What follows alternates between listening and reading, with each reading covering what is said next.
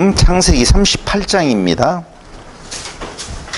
37장 36절부터 봉독해 드리도록 하겠습니다. 그 미디안 사람들은 그를 애굽에서 바로의 신하 친위대장 보디발에게 팔았더라. 그 후에 유다가 자기 형제들로부터 떠나 내려가서 아둘람 사람 히라와 가까이 하니라. 한 절 더 보겠습니다. 38장. 요셉이 이끌려 애굽에 내려가매 바로의 신하 친위대장 애굽 사람 보디발이 그를 그리로 데려간 이스마엘 사람의 손에서 요셉을 사니라. 아멘. 자, 우리가 37장 마지막 절 바로의 신하 친위대장 보디발에게 팔았더라. 그럼 팔았으면 이제는 사는 일만 남았겠죠, 당연히. 그게 39장 1절에 보디발이 그를 그리로 데려간 이스마엘 사람의 손에서 요셉을 산이라 이렇게 이어져요. 그렇다라고 보면 38장은 사실 필요가 없는 내용인데 38장이 그 사이에 끼어 들어갔단 말이죠. 우리는 지금 유다에 대한 이야기를 지금 하고 있잖아요. 근데 그 유다라고 하는 존재가 늘 이야기를 하지만 대단한 존재여서 그 그리스도의 계보에 들어간 것이 아니다. 그렇다면 왜 모세는 이 창세기를 기록하면서 거기 전혀 문제 없을 것 같은 37장 마지막 절 판이라 39장 1절에 산이라 라고 그냥 붙어도 되는데 거기에 유다와 다말의 이야기가 왜 끼어 들어갔는가 라고 하는 의문을 가져볼 필요가 있다는 겁니다. 참고적으로 말씀을 드리면 이거에 대한 자세한 내용의 정보가 필요하신 분은 창세기 강론, 이은재 목사 창세기 그리고 160 몇 번인 강론에 보면 잘 기록되어져 있습니다. 그 강의를 또다시 반복하려고 하는 마음은 없고요. 다른 관점에서 오늘은 누구의 관점? 모세의 관점에서 한번 같이 이야기를 해보고 싶습니다. 자, 유다의 이야기에 끼어든 사람이 요셉입니다. 요셉의 이야기가 상당히 많은 분량을 차지하고 있는데 우리는 요셉 하면 생각나는 것은 보디발 그리고 총리, 애굽의 총리, 꿈꾸는 자 뭐 이런 정도가 거의 대부분이라고 생각을 해요. 과연 요셉은 우리가 너무 중요하게 생각하고 있는 그리스도의 계보, 족보에서 그 중요한 지점을 차지하고 있느냐? 없어요. 요셉 아니에요. 유다예요. 그렇다라고 보면 왜 요셉 이야기가 이렇게 많은 분량을 차지해서 창세기에 기록되어져야 되고 그리고 그 가운데에 오늘 거의 필요치 않을 것 같은 왜냐하면 지저분한 이야기거든요. 이 이야기가 상당히 지저분한 이야기인데 그 지저분한 이야기가 아주 중요한 요셉 이야기 중간에 딱 끼어 들어가서 잘못하면 그 흐름을 알지 못하면 생뚱맞는 이야기 정도. 인간의 의를 여기에서 뭔가 끌어내야 되고 싶은 인간들의 욕망이 아마 가입이 되어지면 뭔가 긍정적인 유다의 행동이 다 안다고 전제를 하니까 자꾸 제가 이렇게 물어보는데 유다가 나중에 반성을 하잖아요. 네가 나보다 옳도다라고 이야기를 하는 부분에서 유다는 회개를 했다, 반성을 했다, 뭐 이런 정도. 갑자기 왜 그 이야기가 여기에 끼어 들어가야 되지라고 하는 저는 의문이 생기지만 어찌되었던 오늘의 이야기는 자. 미디안 사람들은 그를 애굽에서 바로의 신하 친위대장 보디발에게 팔았더라. 39장 1절 요셉이 이스마엘 사람의 손에서 요셉이라고 시작되어지는 39장 1절은 이스마엘 사람의 손에서 요셉을 사니라. 라고 그 사이에 갑자기 끼어든 유다와 다말 사건 왜 여기에 있어야 되는 건가 38장. 이걸 알기 위해서 우리는 유다의 행적을 한번 이렇게 정리를 해볼 필요가 있어요. 1번 아둘람 사람 히라와 가까이 지냈다. 아둘람은 혹시 지역이 어느 지역인지 가나안 땅이죠. 당연히 가나안 땅 중에서 어디에 소속되어져 있느냐? 굳이 이스라엘이라고 하는 지경을 준 안에 들어 있습니다. 그러니까 이 아둘람 사람 히라라고 하는 존재는 아마도 이스라엘 족속인 것 같은 느낌은 들어요. 아둘람이라고 하는 개념이 두 가지의 의미가 있는데 그게 참 애매한 부분이 있어요. 어디 사람이라는 말은 없고 아둘람 사람이라고만 나옵니다. 그러니 우리는 그 사람이 이스라엘 사람인지 이방인 사람인지 알려고 노력할 필요가 없다. 두 번째, 유다는 가나안 사람 수아의 딸과 동침했다. 그래서 결혼했겠죠. 저를 보고 거기 보지 마요. 보지 마고 저하고 지금 아이 컨택을 해야 돼요. 자, 유다는 가나안 사람 수아의 딸과 결혼했다라고 분명히 이 내용상으로는 나와 있어요. 그래서 가나안 사람이라고 하는 내용이 거기에 딱 아둘람 사람이라고 하지 아니하고 가나안 사람이라고 말을 하는 것은 이는 이스라엘 기준으로 놓고 보면 이방 여인이죠. 그렇죠. 근데 우리 한 가지, 이거 흐름이 조금 끊기겠지만 그래도 이야기를 하고 싶은 바가 있어요. 이방인이라고 하는 개념이 처음부터 이스라엘에게 있었느냐? 저는 그렇게 안 봐요. 이방인이라고 하는 말은 중심에서 보면 이방인은 한 단계 낮은 단계, 우리하고는 차원이 다른, 조금은 모자란 듯한 개념을 가지고 있잖아요. 그렇죠, 임 집사님? 안 그래요? 네. 너 이방인이야 라고 할 때 좋은 개념으로 이방인을 말하는 경우가 있어요? 너 이방인이야 라고 이야기할 때는 조금은 천대하는, 하대하는 개념이 좀 있거든요. 이스라엘 백성 입장에서는 자기네들은 선민이고 다른 데는 저기 하나님의 택함 못 받았다는 뜻에서 우리가 알고 있는 그런 의미의 이방인이 개념이란 말이에요. 지금 그 낮은, 우리보다는 좀 다른, 그렇죠. 이제 그런 정도예요. 근데 그러한 이방인이라고 하는 개념이 이때 있었느냐 한번 생각해 볼 필요가 있다는 거예요. 왜 생각해 볼 필요가 있냐면 처음에는 그들이 오히려 천한 존재들이었어요.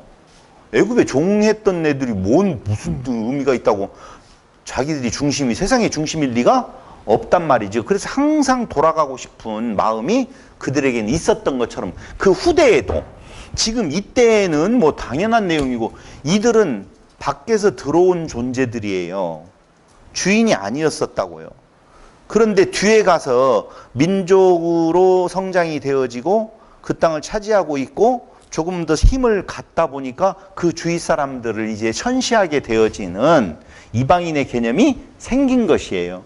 그래서 우리는 생각을 할 때 이방인이라고 하는 이 단어가 갖고 있는 힘이 어떤 생각을 하느냐면요, 선민과 이방인이라고 하는 그 사상이 형성되기 전에 일어났던 일들조차도 요걸 갖다가 접목을 해버린다니까. 그러니까 그 전에 출애굽을 하면서 이방 사람들이 들어와요, 안 들어와요? 이스라엘 중심으로 이방인들이 들어오잖아요. 그걸 전혀 이상하게 생각하지 않아요. 그러니까 오늘 유다가 지금 가나안 사람 수아의 딸과 결혼을 했다라고 하는 내용이 전혀 이상한 거 없다고요. 제 이야기는. 그거 이해 왔죠.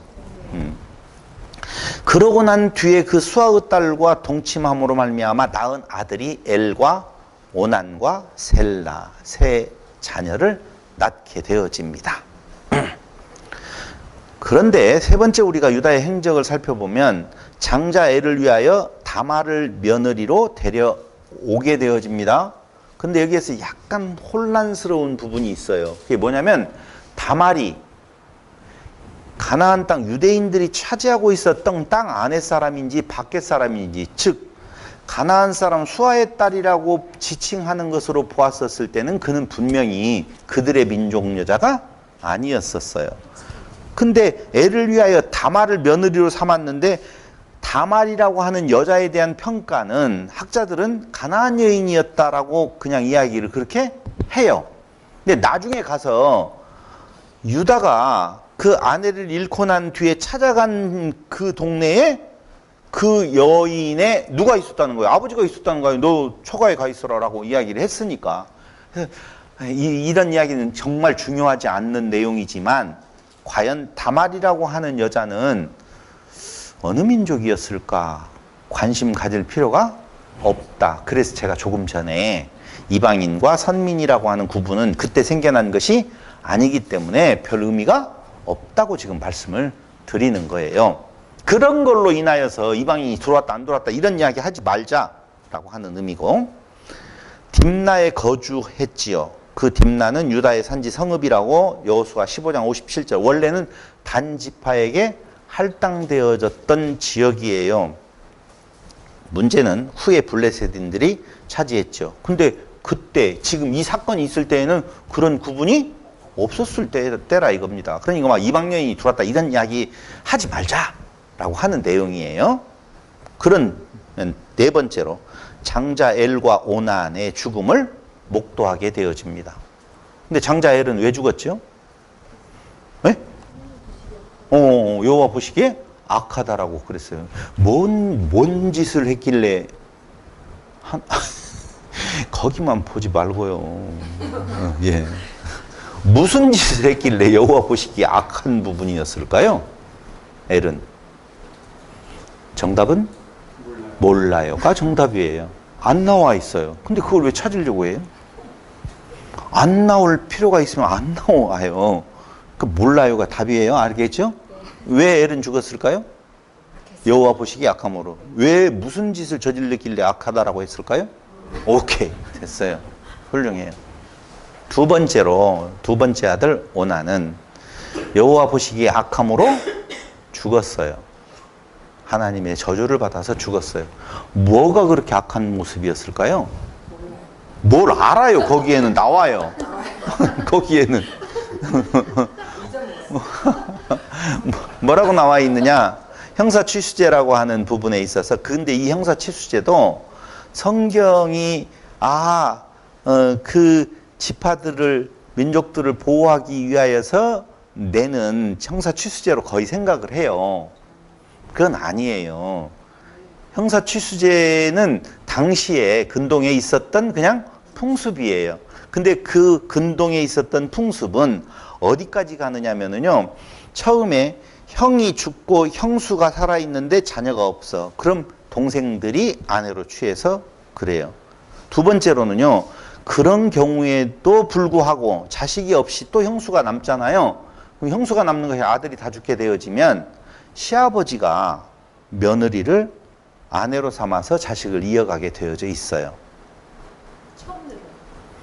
있어요. 아니, 유대인의 법 형사 취수제를 말하는 것이 아니라 그 당시에 근동에 있었던 히타이트 민족에 대한 내용으로 보면 그런 법이 있어요. 이 문헌에 나와 있어요. 근데 거기에서도 자식이, 시아버지가 늙어가지고 생산을 못할 수도 있잖아요. 그럴 경우에는 누구까지라도 순번이 돌아가느냐? 당시의 근동에는 누구? 조카들 까지도 순번이 돌아간다니까요. 그렇기 때문에 형사취수제라고 하는 내용을 이 당시의 내용으로 보아서 하나님의 법이라고 하는 내용으로 가져다가 쓸 이유는 없다라고 하는 것을 정확하게 말씀드립니다. 요 대한 내용은요, 창세기 강론에 잘 나와 있습니다. 설명을 잘 해놨어요. 근데 굳이 오늘 다시 이야기할 필요가 없어서 그냥 그렇게 대신합니다.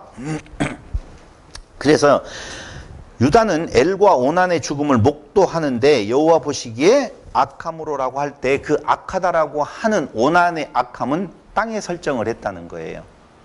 이유는 왜 땅에 설정을 하느냐?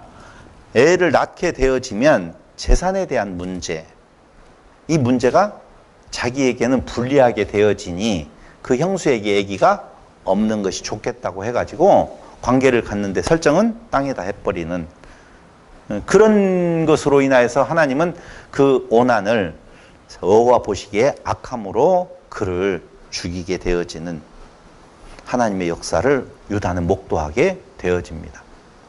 여기 세 번째 이제 문제가 되어져요.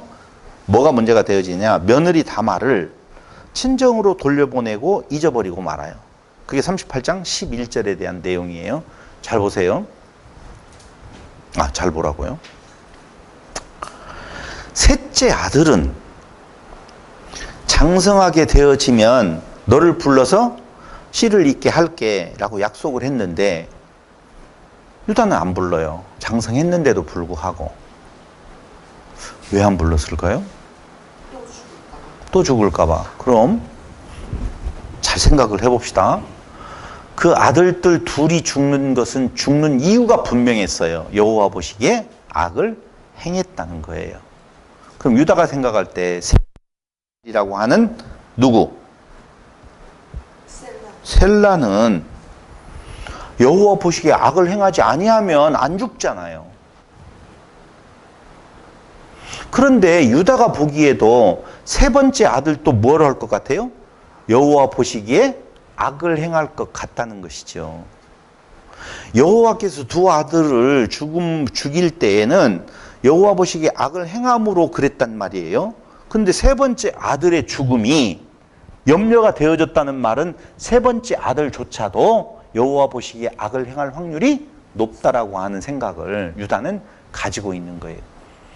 그게 첫째 아들, 둘째 아들, 셋째 아들, 아들 전부가 다 하나님 앞에서 악을 행할 수밖에 없는 존재다라고 고백하는 거 아닐까요? 그럼 첫째 아들 엘, 두 번째 아들 오난, 세 번째 아들 셀라라고 하는 존재에 비껴가 있는 것은 우리들이잖아요. 그지요? 안 그래요? 나는 비껴갈 수 있을 것 같은데. 이 내용이 그 뒤에 가서도 이제 정리가 되어져요. 이게 아주 중요한 내용 중에 하나예요. 그래서 기억하고 계셔라. 유다가 보기에도 셋째 아들도 역시 여호와 보시기에 악을 행할 수밖에 없는 존재다라는 것을 인정하고 있었다는 것이죠. 누가 쓰고 있어요, 이 내용을? 모세가 쓰고 있어요. 그 다음에 여섯 번째 아내 수아의 딸이 죽어요. 수아의 딸이 아내잖아요. 이름은 누구였어요? 유다의 아내? 그냥 몰라요. 그렇게 답을 하세요. 우리 성도님들은, 우리 성도님 말고 사람들은 거의 대부분이 몰라. 그럼 모른다고 말해야 되는데도 기어코 한번 찾아보려고 하는 없어요. 수아의 딸로 나와요. 당시에 갑자기 빨리 죽게 되어지는 것, 빨리 죽는 것도 아니요. 아들 셋이나 낳았는데. 수아의 딸이 네. 저기 유다의 딸이잖아. 근데 수아의 딸이 아니요. 수아의 딸이 유다의 아내예요. 마누라예요. 다말을 이야기하지 말고 생각하지 말고. 수아 맞아요. 수아의 딸이 유다의 아내라니까. 그러니까요. 뭐요? 근데 왜 유다가 예. 수아의 딸이라고 그러잖아요. 아니 모세가 지금 그렇게 표현하고 있다고요. 모세가 뭐라고요? 수아의 딸 아내가 죽었다 지금 이렇게 지금 표현하고 있어요. 괜찮아요. 너무 정신 차려서 그러셔. 너무 정신 차리고 보니까 헷갈릴 수 있어요. 그게 38장 12절에 대한 내용이에요. 그때에 공허하고 외롭고 힘들 거 아니에요. 유다가 힘들 거예요. 아내가 죽었으니까. 그때 아둘람 친구 히라에게 가서 위로를 받게 되어지는데 위로는 두 가지가 있겠죠. 하나는 거기 쳐다보지 말고 제발 저하고 오늘은 대화를 하자고 그랬잖아요. 이건 여러분들의 의견을 제가 들어보고 싶은 생각이 있어서 아까도 앉은 자리에서 같이 대화해 봅시다라고 이야기를 한 거거든요. 공허한 유다, 그 공허함을 그래도 메꾸기 위해서는 사람들이 취하는 행동이 뭐냐면은 일에 빠지는 거예요. 어디인가에게 전념하는 거거든요. 그래서 양털 깎으러 가요. 거기에 그대로 나와 있어요. 볼래요? 알아요? 근데 양털 깎으러 갔다고 그랬잖아요. 그러니까 저 다말에게 이야기하잖아요. 너 시아버지가 양털 깎으러 지금 왔다. 이렇게 이야기를 하잖아요. 두 번째, 사람이 힘들었었을 때에 두 번째 위로의 방법이 아마 여자를 취하는 방법이 있는 것 같아요. 당시에도. 그래서 양털 깎으러 갔는데 양털 깎는 곳에서 다말을 보게 되어지는 것이죠. 근데 다말이 변장을 하고 나타났기 때문에 아마 당시에 뭐 풍습이 어땠는지는 몰라도 얼굴을 가리고 뭐 이렇게 했었기 때문에 몰랐을지도 모르겠어요. 밤에 만났는지도 모르겠고. 그렇게 해서 결국은 창녀를 안는 것, 이것이 두 번째의 외로움에 빠진 자의 아마 위로 방법이었지 않을까라고 생각을 해요. 이것도 윤리와 도덕적으로 설명을 하고 싶지는 않습니다. 옳으냐 그르냐라고 하는 내용을 말하려고 하는 것이 아니라 어쨌든 두 가지의 상황이 지금 그 앞에 나와 있었다라고 모세는 지금 이야기를 하고 있는 거예요. 여덟 번째 생각을 해야 될 것은 며느리. 며느리예요? 창녀예요? 며느리예요. 분명히 창녀 아니라고 분명히 변장한 며느리예요. 근데 그 창녀에는 두 가지 창기가 있는데 직업적인 창기가 있고 신전 창기가 있어서 나중에 이야기에 대한 내용으로 보면 신전 창기에 대한 내용 쪽으로 그래서 그 문화에 젖어가는 누구? 유다에 대한 이야기도 이야기를 하지만 이때 당시에는 사실은 이스라엘이라고 하는 존재 자체가 없어요. 그러니까 그 문화에게 뭐 빠지네 안 빠지네 이쪽 문화가 있는 애 사람들이 이제 자꾸 이스라엘이라고 하는 내용을 통으로 놓고 그 앞의 역사도 그걸 갖다가 집어 넣어버리니까 이런 해석의 어려움이 없잖아? 있다는 거예요. 그냥 한 가족들이 왔다 갔다 떠돌면서 그 지역에 있는 그 문화에 그냥 흡수되어지고 동화되어져 있지 하나님의 법이 있고 그 법을 뭐 이런 개념이 아니었었다고 보셔야 돼요. 근데 여기에 며느리 창기에 대한 이야기도 나오고 염소 새끼에 대한 내용도 나오고 담보물에 대한 내용이 나오잖아요. 자, 이게 무슨 말이냐면요. 그날 밤에 밤인지 낮인지는 잘 모르겠다. 어쨌든 며느리하고 관계를 하고 창기로 알고 내가 너에게 대가로 뭘 지불하면 좋겠느냐라고 이야기를 하면서 염소 새끼 줄게 라고 하거든요. 그건 줄게는 약속이지 염소 새끼를 몰고 간 거 아니기 때문에 줄게. 그거 어떻게 믿을 수가 있어요? 담보물을 주세요. 그러면 그 담보물로 주었던 것이 여러분들이 너무나 잘 알고 있는 것처럼 그렇죠. 도장, 끈, 지팡이를 담보물로 줍니다. 여러분 다말의 행동은 어때요? 아니요. 아, 치밀함으로 보는구나. 아, 똑똑해요. 참. 아, 정말 우리 성도들 수준 높다.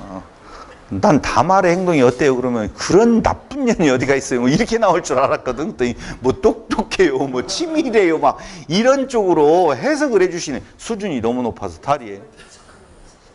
무엇을 개척을 해요? 인생을 개척을 해가지고. 그러니까 다말은 그 근동에 있었던 행동 중에서 아까 이야기했던 것처럼 시아버지, 그 다음에 조카까지라도 하는 내용을 그는 알고 있었기 때문에 그걸 굉장한 죄악으로 여기지 않고 있었다는 것이죠. 근데 완고한 시아버지 유다는 자기에게는 관대하지만 타인에게는 지극히 엄해서 기준이 엄해서 자기 아내가 며느리가 임신했다는 이야기를 듣고 그를 내어쳐 죽여라 라고 하는 생각을 하는 거예요. 지금 이 이야기는 옳고 그름에 대한 이야기가 아니라고 하는 것을 다시 한번 강조해 드리면서 그렇게 약조로 하고 단말에게로 들어갔다라고 표현을 해요. 들어갔다는 표현은 무슨 말인지 알겠죠? 예. 당시의 이방 풍속, 형제, 시아버지, 형제의 아들들까지도 허용되어지는 내용이 있었기 때문에 윤리와 도덕으로 보지 않았으면 좋겠다는 거예요. 근데 보세요. 유다는 자기가 약속했던 것을 이행하려고 노력 분명히 했죠. 친구를 통해서 그 여자를 찾아서 염소 새끼를 주려고 시도를 했지만 다말은 당연히 피해버리고 맙니다. 그리고 어느 정도 시간이 지났느냐? 약 3개월이 지났어요. 왜 3개월이 지났다는 이야기를 할까요? 애기 낳았어요? 나는 안 낳아서 모르는데 사람마다 좀 다르지만 빼빼한 사람은 3개월이 지나도 잘 티가 안 난다라고 이야기를 하는데 3개월이 지나면 조금 태가 나게 되어져 있어요. 티예요? 태예요? 태는 안 나요. 태 안 나요? 티 나요? 안 나는 생각이 티 안 나요? 아, 그건 날씬하니까 그렇고. 날씬하고 이게 상관없이. 상관없어. 티 안 나요? 그 잘못했구나. 아, 그렇죠. 낫는가 봐요. 다말은 태가 낫는가 봐요. 나가지고 다말의 임신 소식을 유다가 듣게 되어집니다. 며느리가 행음했다라고 그렇게 이야기를 듣게 되어져요. 그러니까 유다는 끌어내어 불사르라 라고 말하죠. 그때 며느리는 형장의 이슬로 사라지기 전 끌려가면서 그 약조물, 담보물을 보여주는 것이죠. 그때 그는 나보다 옳다라고 하는 38장 26절에 나와 있어요. 근데 그는 나보다 옳다는 말이 무엇이 옳다는 거죠? 그는 나보다 옳다라고 하는 말은 내가 셀라를 주기로 약속했는데 안 준 나보다 안 좋기 때문에 그렇게 하는 게 맞다. 그렇게 하는 게 맞다. 그렇게도 생각할 수가 있잖아요. 내가 안 준 것이 더 크지. 잘못이 내 약속을 안 지켰다라고 하는 내용에 있어서 그 당시에 근동에 있었던 풍습을 따라서 그럼 당신이라도 내가 취하겠습니다라고 하는 다말의 행동은 옳다라고 말할 수는 없지만 너보다는 내가 더 나쁘다. 네가 더 나보다는 옳다. 이렇게 말을 할 수도 있겠지요.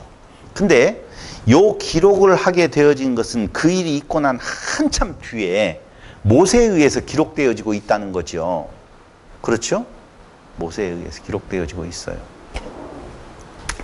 잘 한번 생각을 해보세요. 오늘 유다와 다말 사건 이전에 이거와 비슷한 사건이 있어요. 그걸 창세기 강론 앞에 강론했던 것에서 자세히 설명을 해놨기 때문에 그냥 끌어와서 개념만 설명을 한다라고 보면 오늘 다말이 유다를 속인 것은 그 유다가 자기의 아버지 야곱을 속인 거하고 똑같다라고 하는 것을 모세는 그 문장을 똑같이 표현하고 있어요. 단어들을 똑같이 나열을 해요. 여기 염소 새끼 뭐 이런 옷 지은 거 뭐 이런 내용들을 그 가서 들어보세요. 160 몇 번인가? 166번인가? 잠깐만요. 그것도 이제 그 다음 나와요. 그러니까 3대에 걸쳐서 속이는 내용이 거의 똑같아요. 다말이 유다를 속이고 유다가 야곱을 속이고 야곱이 이삭을 속이는 내용까지 그 패턴이 똑같아요. 근데 거기 이삭을 속이는 것까지는 그 내용이 안 나와 있어도 다말이 유다를 속이고 유다가 야곱을 속이는 것에 대한 내용을 똑같은 문장으로 지금 모세는 표현하고 있어요. 그리고 다른 문서에 보면 그 내용, 염소 뭐 이런 내용도 속였다라고 하는 내용들이 잘 드러나 있어요. 그건 참고적으로 166강을 들어보시면 나와 있습니다. 그걸 생각을 하고 모세가 지금 그 역사를 다 알잖아요. 다 알고 난 뒤에 지금 너는 나보다 옳도다라고 하는 이야기를 하고 있잖아요. 그는 저는 여러분들에게 이렇게 말을 하고 싶어요. 아까 유다가 내 셀라가 죽을지 모른다라고 하는 것 때문에 다말을 보낸 거란 말이에요. 내어 쫓은 거란 말이지요. 그런데 오늘 한 단계 더 넓은 의미로 보니까 유다라고 하는 존재, 야곱이라고 하는 존재, 이삭이라고 하는 존재까지를 거슬러 올라가면 별반 뭐 똑같잖아요. 인간들의 모습을 새 아들로 보고 그 다음에 3단계의 그 뭐라고 해요? 계보를 통하여서 내용 놓고 보면 인간들은 다 똑같다. 하나님 보시기에 악한 존재들이다라고 하는 내용을 모세는 지금 이야기를 하고 있다고요. 동의가 안 돼요? 너무 동의가 되어져 가지고 말을 못하고 있는 거예요. 이걸 잘 생각을 해보시라고요. 보세요. 근데 우리는 인간의 행동에서 의로움을 찾으려고 노력하는 신학자들이 얼마나 힘들겠어요. 이 대목에서.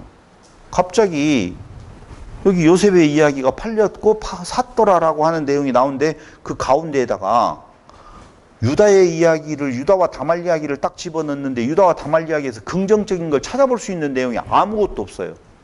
그러니까 뭐밖에 없어요? 네가 나보다 옳도다라고 하는 반성하는 듯한 그 이야기라도 하나 끈을 잡고 어떻게든 살려내 보려고, 인간의 믿음을 강조해 보려고, 인간의 행위의 의를 강조해 보려고 하는 시도들을 왜 안 했겠느냐 이겁니다. 여자를 품었는데 그냥 품지 아니하고 염소 새끼를 준다고 약조까지도 해주는 유다의 행동은 칭찬받을 만해요? 비난받아야 돼요? 헷갈리지요? 여기서 임 집사님이 비난받아야 돼요 이렇게 나와야만이 정답인데 바로 안 나오네 오늘은. 타이밍이 놓쳤어요? 놓쳤어요. 창녀인 줄 알았으니까. 창조는 범해도 돼요? 아니, 창녀를 서로 합의해. 아니 목사가 오늘 외롭다고 창녀에게 가는 것을 집사님은 알면 용서가 돼요? 아니, 부인이 죽었잖아요.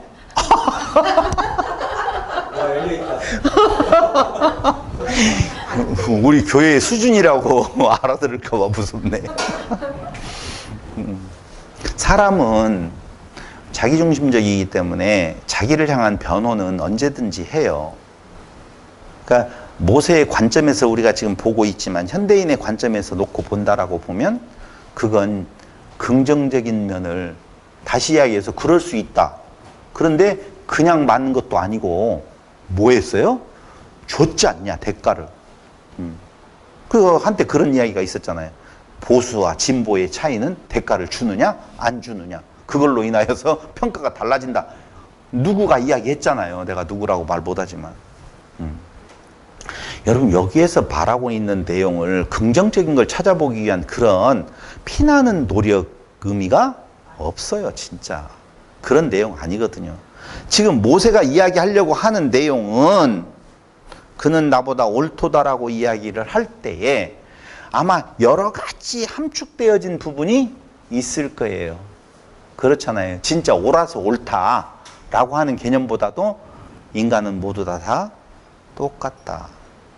그 행동에 대한 내용으로 봐서 내가 지금 의로운 자가 되었잖아요. 죽여라 라고 이야기할 때는 자기가 기준이 되어서, 아니 자기가 임신시킨 거잖아요. 내용적으로 본다라고 보면 자기는 잘못이 없고 안 죽고 임신 당하는 여자가 죽어야 돼? 안 되잖아요. 근데 그가 진짜 며느리가 아니라 창녀였으면, 임신했다라고 하면 그 일로 인하여서 그 창녀를 욕할 내용이 아니잖아요. 내용은 며느리이기 때문에 그래야 돼요? 인간은 자기중심적으로 자기가 기준이 되었었을 때 정죄자의 자리에 앉아버리는 우를 범하는 경우가 너무너무 많은 것이 아니라 거의 대부분이 다 그래요. 다 자기는 잘못 없어요.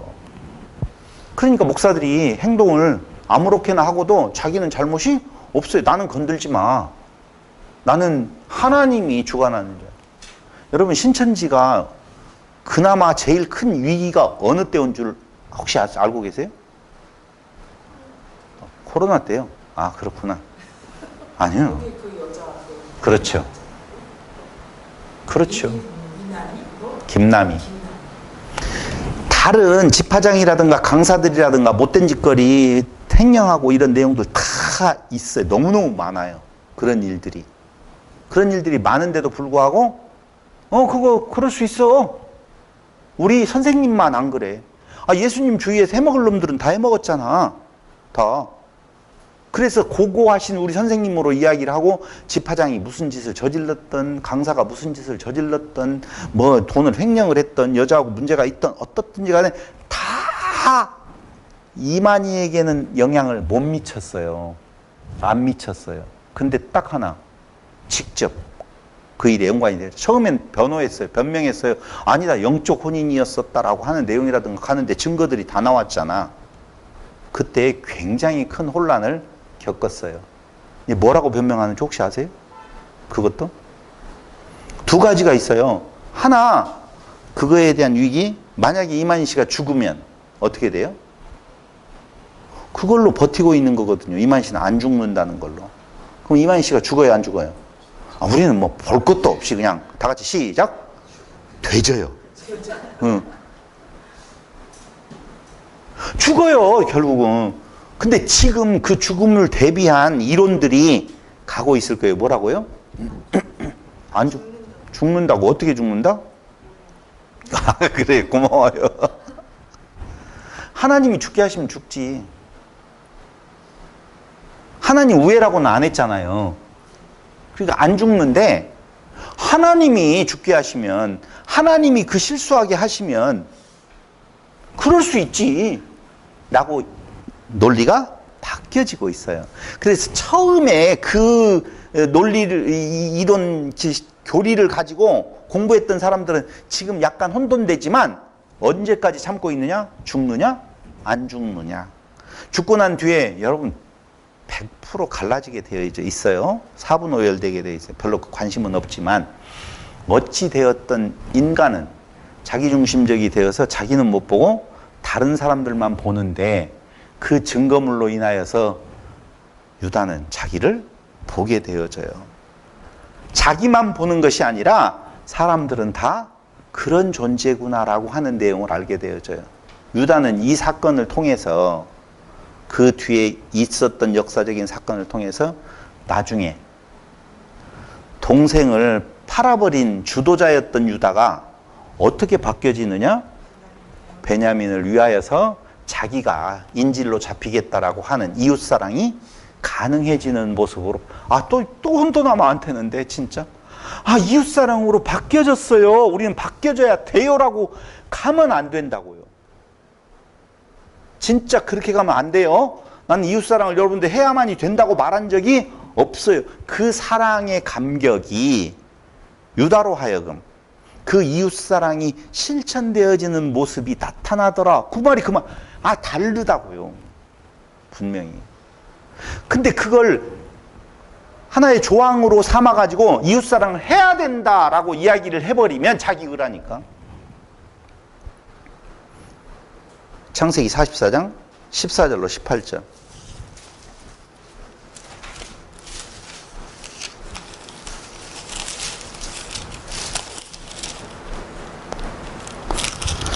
유다와 그의 그 집에 이르니 요셉이 아직 그곳에 있는지라 그의 앞에서 땅에 엎드리니 요셉이 그들에게 이르되 너희가 어찌하여 이런 일을 행하였느냐?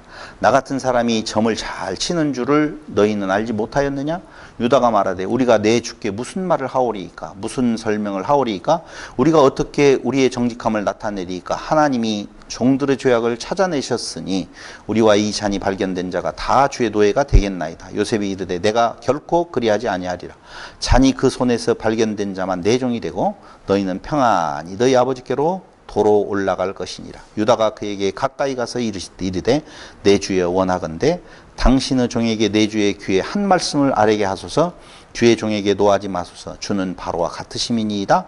이전에 내 주께서 종들에게 물으시되 너희는 아버지가 있느냐 아우가 있느냐 하시기에 우리가 내 주께 아뢰되 우리에게 아버지가 있으니 노인이요 또 그가 노년에 얻은 아들 청년이 있으니 그의 형은 죽고 그의 어머니가 남긴 것은 그뿐이므로 그의 아버지가 그를 사랑하나이다 하였더니 주께서 또 종들에게 이르시되 그를 내게로 데리고 내려와서 내가 그를 보게 하라 하시기로 우리가 내 주께 말씀드리기를 그 아이는 그의 아버지를 떠나지 못할지니 떠나면 그의 아버지가 죽겠나이다. 주께서 또 주의 종들에게 말씀하시되 너희 막내 아우가 너희와 함께 내려오지 아니하면 너희가 다시 내 얼굴을 보지 못하리라 하시기로 우리가 주의 종 우리 아버지에게로 도로 올라가서 내 주의 말씀을 그에게 아뢰었나이다. 그 후에 우리 아버지가 다시 가서 곡물을 조금 사오라 하시기로 우리가 이르되 우리가 내려갈 수 없나이다. 우리 막내 아우가 함께 가면 내려가려니와 막내 아우가 우리와 함께 가지 아니하면 그 사람의 얼굴을 볼 수 없음이니이다. 주의 종 우리 아버지가 우리에게 이르되 너희도 알거니와 내 아내가 내게 두 아들을 낳았으니 하나는 내게서 나갔으므로 내가 말하기를 틀림없이 찢겨 죽었다 하고 내가 지금까지 그를 보지 못하거늘 너희가 이 아이도 내게서 데려가니라 하니 만일 재해가 그 몸에 스치면 나의 흰머리를 슬퍼하며 스올로 내려가게 하리라 하니 아버지의 생명과 아이의 생명이 서로 하나로 묶여 있거늘 이제 내가 주의 종 우리 아버지에게 돌아갈 때 아이가 우리와 함께 가지 아니하면 아버지가 아이의 없음을 보고 죽으리니 이같이 하면 종들이 주의 종 우리 아버지가 흰머리로 슬퍼하며 서울로 내려가게 함이니이다. 주의 종이 내 아버지에게 아이를 담보하기를 내가 이를 아버지께로 데리고 돌아오지 아니하면 영영이 아버지께 죄짐을 지리이다 하였사오니 이제 주의 종으로 이 아이를 대신하여. 길게 읽었네요. 근데 이거 꼭 읽어보고 싶었어요. 대신하여 머물러 있어 내 주의 종이 되게 하시고 그 아이는 그의 형제들과 함께 올려 보내소서. 그 아이가 나와 함께 가지 아니하면 내가 어찌 내 아버지에게로 올라갈 수 있으리까 두렵건대 제 해가 내 아버지에게 비침을 보리이다. 지금 사실은 죽은 것이 아니지만 죽은 줄로 알고 있는 이산의 아픔을 지금 겪고 있는 유다. 그렇잖아요. 아니 유다가 아니죠. 야곱이죠. 야곱. 결국은 에서와 야곱 문제에 있어서도 이삭도 이산의 아픔을 겪었어요. 그러니까 그런저런 내용들을 다 오늘 이야기를 하려고 하는 것은 아니고 결론으로 가고 싶은 내용이 있다고요. 변화되어진 유다에 대한 이야기를 지금 하려고 하는 것은 아니에요. 그럼 도대체 모세는 왜 이 이야기를 여기에 기록되고 있는 건가? 마지막 한 사건만 보고 결론에 도달해보자 합니다. 자, 유다가 다말에게서 베레스와 세라를 낳게 되어지지요. 예수님의 족보는 누구로 이어졌죠?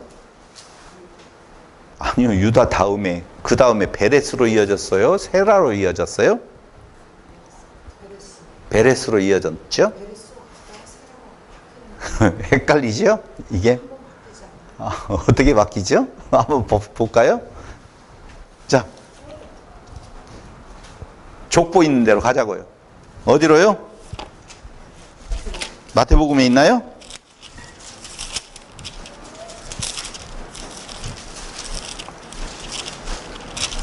몇 장에 있죠? 여기 유다는 다말에게서 베레스와 세라를 낳고 베레스는 헤스론을 낳고 헤스론은 남을 낳았다고 나오잖아요. 그런데 베레스가 장자예요? 세라가 장자예요?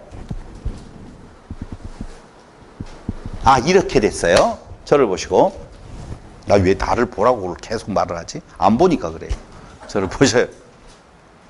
처음에 아기를 낳는데 한 놈이 손을 쑥 빼고 나온다? 그러니까 얼른 얘가 먼저 나오는 자다라고 혼돈되지 않으려고 홍색 실을 묶어요. 홍색 실을 묶었어요. 근데 이놈이 쑥 들어가 버리네. 그러고 난 뒤에 다른 놈이 먼저 나와 버렸네. 그게 누구예요? 베레스예요. 그럼 큰 놈이 어떤 놈이 큰 아들이에요? 먼저 나온 것이 아니라 손만 나왔다가 들어갔고 몸이 다 나온 것은 베레스가 나왔다고요. 베레스가 그러면 장자구나. 그렇구나. 설명해서 얘기하고 싶은 거는 차자가 장자가 앞서로 원리에 입각해서 세라를 장남으로 보는 야곱도 어떻게 했어요? 발뒤꿈치를 잡고 나왔다고 그러잖아요. 그럼 야곱이 장자예요? 차자예요? 그럼 베레스가 차자예요? 세라가 차자예요? 봐봐요. 성경에 기록되어지지 아니하고 인간이 쌍태를 가졌어요. 지금 우리에서. 근데 났는데 손 하나 나오다가 들어갔어요. 그다음에 한 놈이 나왔어요. 그 손이 그 놈인지 저 놈인지 알 수가 없잖아요. 어떤 손이 들어갔다가 나왔는지 홍색 실로 묶는 것도 아니고. 사람의 생각으로 장자에 대한 중요성을 강조하려고 어떤 놈인지를 표시하기 위해서 홍색 실로 묶었다고요. 사람들은 그 계보가 이어지는 것을 장자가 계보가 이어지는 걸로 생각을 하잖아요. 끝까지 그렇게 생각을 해요. 그런데 매번 바뀌어요. 찾아가. 그게 의미가 있다고요. 인간의 생각대로 되어지는 거 아니다라고 하는 거예요. 그래서 정확하게 성경에서 말하고 있는 장자는 세라예요. 베레스는 누구예요? 차자예요. 근데 차자가 깨치고 나와서 그 계보를 이어가는 것은 사람의 뜻대로 되어지지 아니하고 하나님께서 하신다라고 하는 것을 보여주고 있는 거라고요. 모세는 그 사건에 대한 내용을 지금 여기에다가 다시 한번 기록하고 있는 거예요. 보세요. 결국 이 사이에 끼어 있는 요 내용이 요셉이 팔려가고 요셉을 사고라고 하는 사이에 끼어 들어가서 요셉 이야기에 유다의 이야기의 연장선상에서 요셉 이야기를 지금 풀고 있다고요. 그 내용이 도대체 무슨 의미를 가지고 있는 건가? 오늘 이야기의 주제 그거 하나에 무슨 의미를 가지고 있을까요? 저한테 묻지 마세요. 아, 그렇죠. 안 물어봤어요. 그냥 쳐다보기만 했어요. 무슨 의미를 가지고 있어요, 집사님? 인간은 다 똑같다. 좋아요. 그리고 또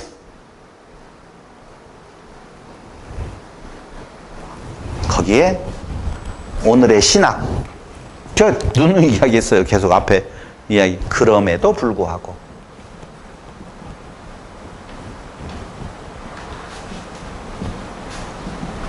엄청난 요셉의 이야기가 있잖아요. 그 요셉의 이야기를 어떻게 총리된 걸로 푸냐고요. 지금까지 총리로 있어요? 없어요. 몇 년 했을까요? 관심 없어요. 그 사람 그저께 아들하고 통화를 하는데 아들한테 그랬어요. 부산에 행사 마치고 바로 서울로 올라오는 길이 너무 막혀서 에라이 행사가 끝났으니까 쉬자 하고 바로 대만으로 비행기를 타고 부산에서 넘어가가지고 부산서 그냥 인천공항으로 들어왔다고. 그게 더 편해. 뭐 그렇게 운전하고 올라올 이유도 없고 괜찮다고 그러더니 잘했다 라고 이야기를 그냥 했어요. 그러면서 아들 열심히 사는 건 좋은데 매이지 않았으면 좋겠어. 성공이라고 하는 것 돈에 안 매였으면 좋겠어. 많이 벌어서 어디에다 쌓아놓을 것도 아니고 그렇잖아요. 있을 만큼 있으면 되는 거고. 내가 거기다가 그렇게 이야기했어요. 사업을 하다가 망하면 파산하면 돼. 그랬더니 그렇죠. 파산하면 되죠. 국가가 다 정책적으로 마련해 놓은 건데 파산했다라고 해가지고 기죽을 것도 없고 열심히 살면 되는 것이고 그 대신 제발 무엇인가 더 쌓기 위해서 1억 벌어놨더니 10억이 보이고 10억 벌어놨더니 100억이 보이고 100억 벌어놨더니 1000억이 보여요. 사람들이 계속적으로 저한테 무슨 이야기인가를 해요. 근데 거기에서 지금 한 5년 동안 열심히 일을 해서 한 100억 정도 재산을 내가 가질 수가 있다라고 한들 그게 무슨 의미가 있죠? 총리로 몇 년을 있을 것이며 잘 먹고 잘 사는 것이 며칠이면 될 것이며 제가 오늘 또 복숭아가 맛있더라고요. 맛있었죠. 어떤 건 안 맛있고 어떤 건 맛있었죠. 맛있었어요. 그럼 조금 기스난 것, 상처난 것도 맛있으면 됐지. 꼭 좋은 의미가 있겠다. 있기는. 여러분, 요셉이라고 하는 인물을 볼 때 총리 되었다라고 하는 것에 방점을 찍으면 진짜 안 돼요. 그가 고생했던 날들에 대한 내용이 총리 몇 년 한 걸로 보상 받을 수가 없다고 저는 생각을 해요. 근데 사람들은 그리 생각을 해요. 이 고생 끝에 낙이 온다라고 이야기를 해가지고 복권을 사잖아요. 계속 떨어지잖아.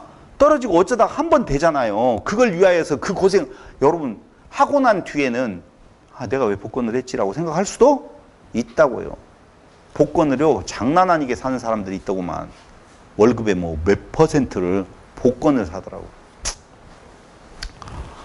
저는 그럼에도 불구하고 라고 하는 내용은 요셉을 하나님께서 역사를 하셔요. 그 뒤에 이제 쭉 역사를 하거든요. 정말 야곱이 이야기한 것처럼 그 삶도 험난한 세월이라고 볼 수밖에 없어요. 근데 그 험난한 세월을 살게 해서 미리 가서 나오잖아요. 요셉은 고백을 해요.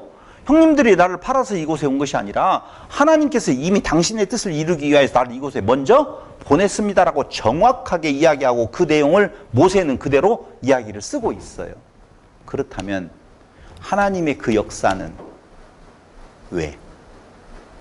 인간의 의가 아니라 인간의 행위를 근거한 것이 아니라 당신의 약속을 근거해서 그럼에도 불구하고 죽기에 태어난 짐승인데도 불구하고 당신이 그를 당신의 자녀 신되게 만들겠다라고 약속하신 것을 이루어 가시는 하나님의 섭리는 인간의 행위를 근거로 하지 아니하는 당신의 사랑을 근거로 한 당신의 역사였었다라고 하는 것을 지금 모세는 보여주고 있는 거예요. 그래서 우리가 이 광야에 여기에 있는 것은 우리의 잘남이 아니라 하나님께서 그 민족, 약속하신 것을 사랑하시는 그 사랑으로 인하여서 이곳까지 왔으니 힘내자, 힘, 이게 아니겠어요? 그럼 우리들 살아가는데 보통 쉽지 않잖아요. 힘들어요. 막 어저께는 어떤 분은 막 죽겠대요. 막 죽겠대요. 그래서 술을 먹었대요. 막 죽겠대요.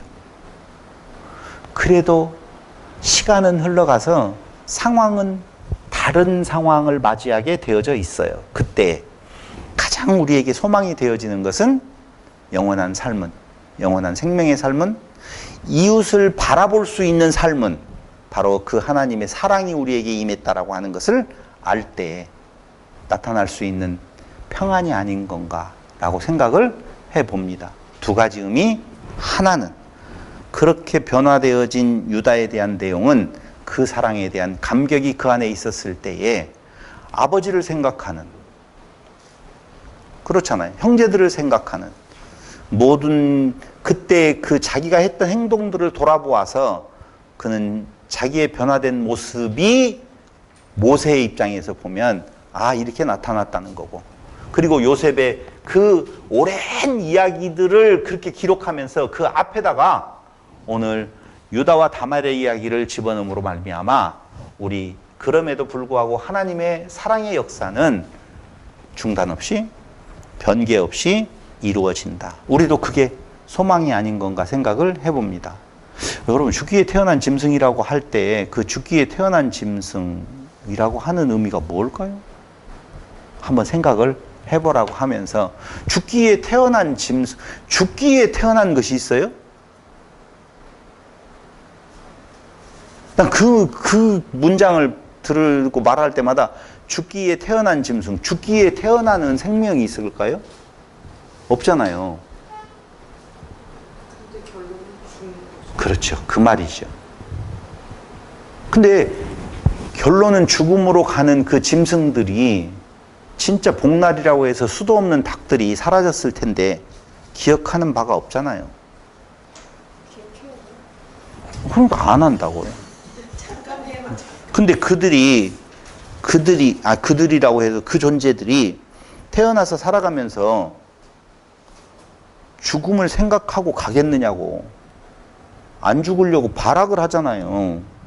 근데 그들의 가는 길은 뻔하잖아요. 그래서 죽기에 태어난 생명이라고 하는 말은 가치의 문제를 이야기를 하려고 하는 것이지 죽음 자체로 가는 존재들이라고 하는 내용이 아니에요. 잊혀진 존재들이라고. 그럼 우리의 존재가 아무것도 아닌데 그럼에도 불구하고, 그렇게 무거워 의가 있다는 내용이 아님에도 불구하고 하나님은 보호하시고 하나님의 약속을 끝까지 이루어 가시는 여호와이시다라고 하는 내용을 모세는 그 백성들에게 오늘 선포함으로 말미암아 그 백성들이 힘내서 다시 한번 그 광야에서 마음의 평강을 가지고 앞으로 나아가기를 원했을 거예요.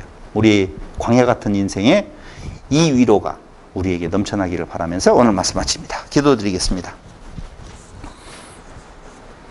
고마우신 아버지 하나님, 총리되어진 것에 눈 돌아가지 않고 마음 쓰여지지 아니할 수 있는 깨달음을 주셔서 진실로 감사드립니다.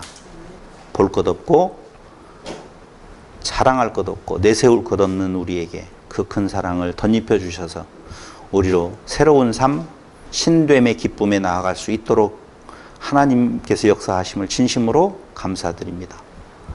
유다와 다말 사건을 통하여서 하나님의 사랑을 마음 깊이 새기는 성도들이 되게 하여 주시기를 예수님의 이름으로 기도드립니다. 아멘.